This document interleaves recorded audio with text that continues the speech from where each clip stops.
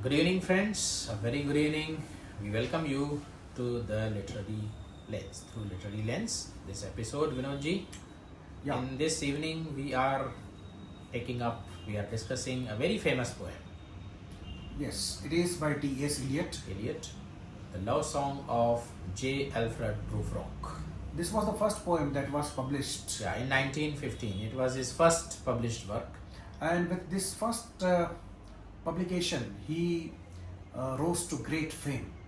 Even though initially it was not very well received by the critics. But as the time passed by, critics paid more and more attention to this poem, not only to its style, but its compact content. Yes. And the name itself, it strikes a little bit odd. J. Alfred Prufrock. Who he is, or what's the allusion, or anything deeper in this name? Usually, T.S. Eliot's poem is full of allusions and references, like cultural and literary, historical, and Yes, so on and so forth. that is his hallmark. In any poem, you will have many of the allusions and references which you have to understand to grasp the poem. Yes, you have to, unpack the poem. You have to decipher the poem with great efforts, because his poems are very complex, very difficult to decipher. And the great example is Westland. Yes. We have talked about it in the past. In one of the interviews in 1962, 62. The interviewer asked him that who is this Mr. Prufrock? Yeah. He said nobody. Yeah, basically nobody. He says, I chose the name because it sounds prosaic. Yes. And this statement itself, Vinodji, tells a lot about the theme of the poem and the poem itself. Yes, the Mr. Prufrock, the speaker of the poem, is middle-aged person.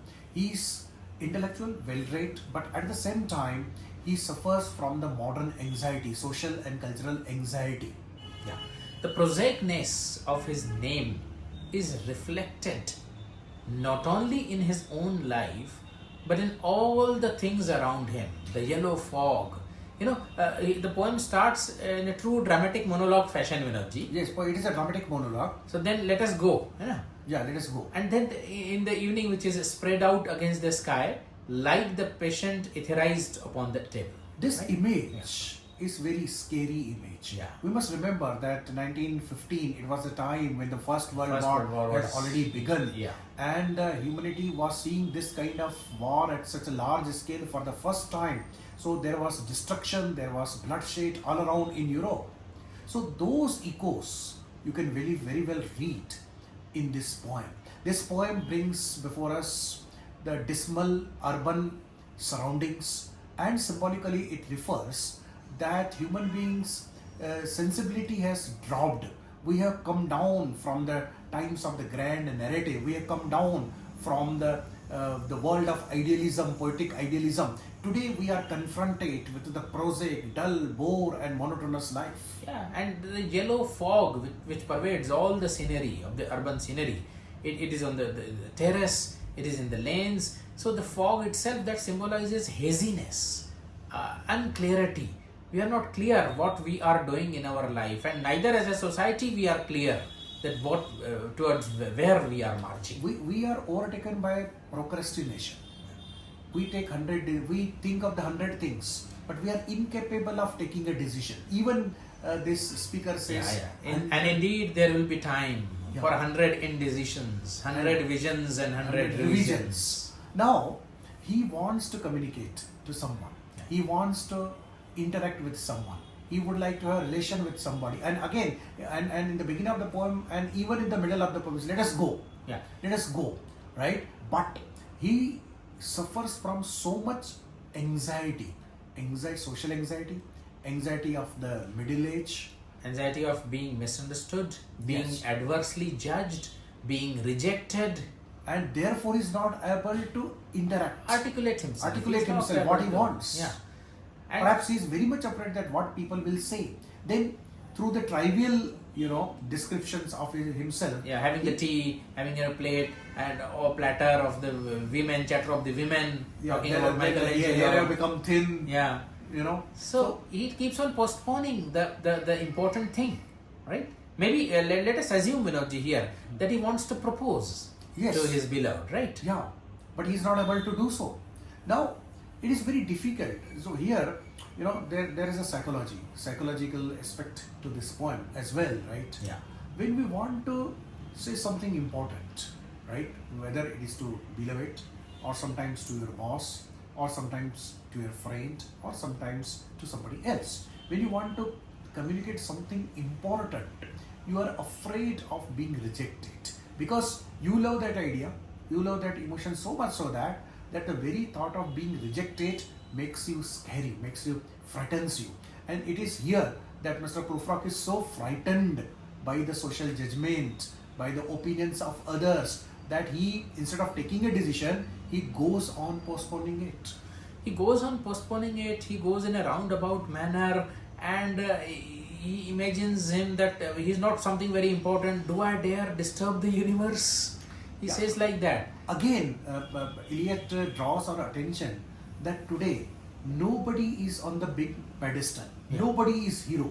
We all are trivial, common people, and therefore whatever we do, whatever we do not do, we are not going to disturb universe. And we are not going it to is discuss such universe. an insignificant thing, but it assumes high proportions, higher dimensions, greater dimensions in his imagination, as if he's going to disturb the universe by proposing to his beloved or his friend or anybody for that matter. See, imagine, even if he is rejected, right? Yeah. It is not going to have much impact on the world. Definitely. But he is so much afraid.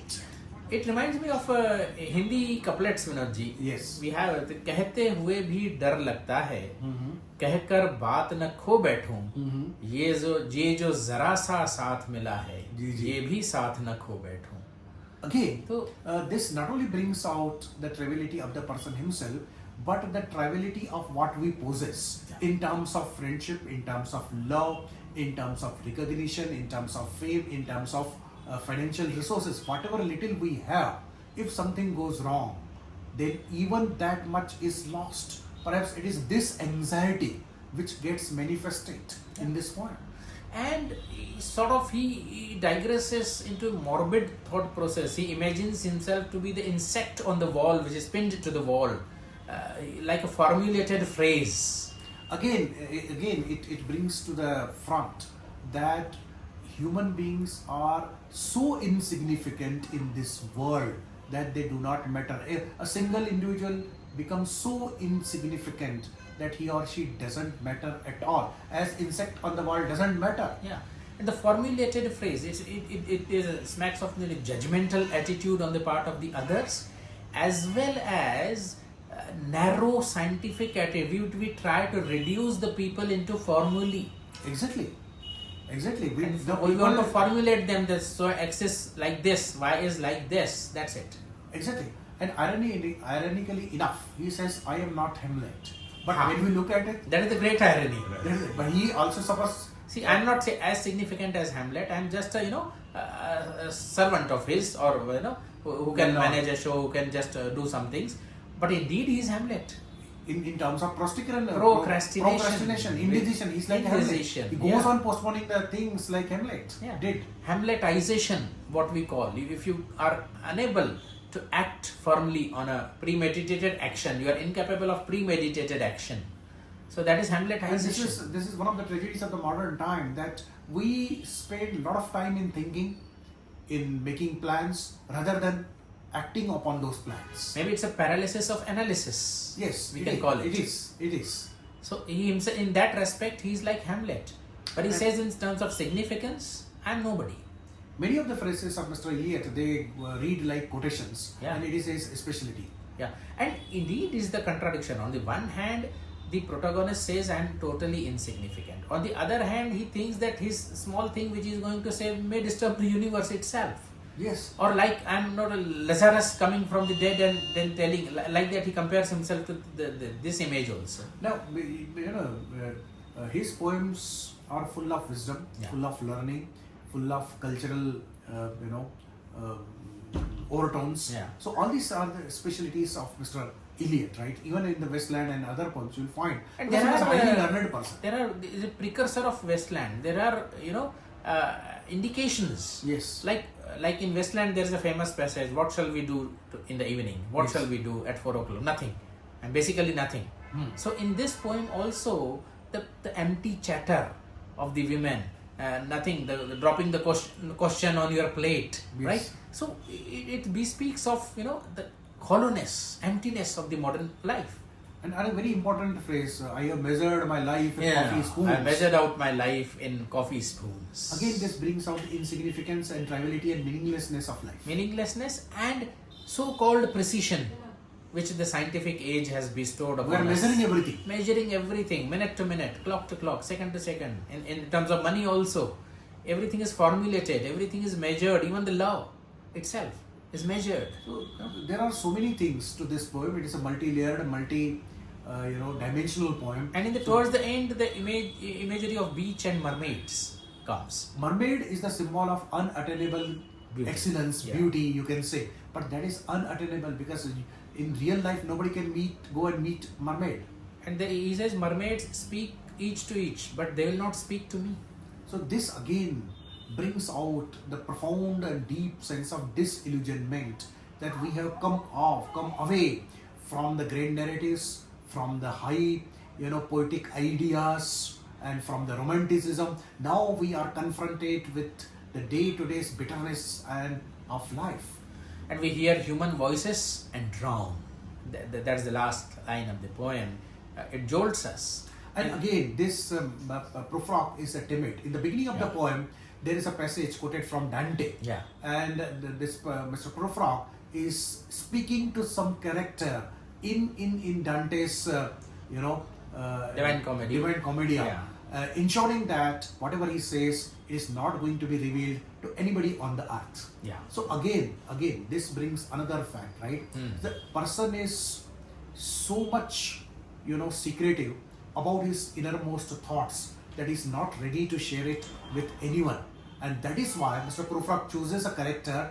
He's sure that he's not going to talk to anybody on the earth. Else. So this is also the bane of modern urban life, that we are not open to our friends, our fellow beings. We want everything to be hidden. Yes, we are lonely, isolated, and we do not want to break this isolation as well. Yeah. So friends, This poem itself is a charming poem. You go and maybe read and the understand by harbinger yourself. of modernity in literature. yes, we can this call was it, one of the few literary pieces that brought in the age of modernity or modern age. So you can read it for yourself and enjoy it and tell us how you felt about our discussion. So Thank you. hoping Thank you to very see you much. soon. Thank you.